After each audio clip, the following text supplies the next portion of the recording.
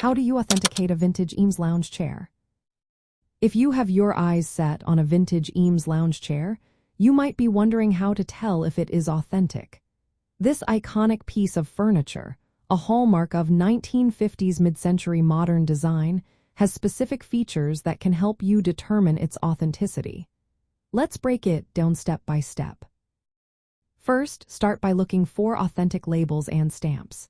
Vintage Eames Lounge chairs were marked with various labels over the years.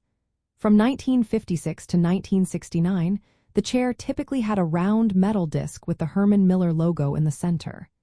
It also had the inscription, designed by Charles Eames Herman Miller, Zeeland, Michigan, around it. If the chair was made between 1970 and 1990, it would have a black rectangular label with Herman Miller in lowercase. After 1990, the label changed to a silver one with Herman Miller in capital letters. You can usually find these labels on the bottom shell, where the base connects to the chair, or under the cushions. Keep in mind that paper labels can deteriorate over time, so their absence does not automatically mean the chair is not authentic. However, having one is a strong sign of genuineness. Next, inspect the chair's construction details.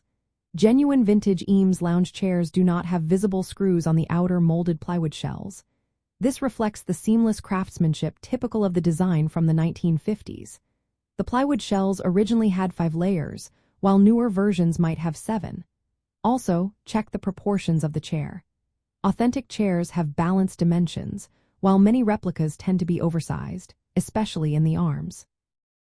Another important aspect is to check for manufacturer marks. Besides Herman Miller, some authentic chairs might bear the Vitra label, a European licensee known for producing Eames furniture. Both labels are legitimate, depending on where the chair was made. Finally, consider the chair's materials and upholstery. Original chairs often used high-quality leather and specific wood veneers like rosewood or walnut, which were common in the 1950s.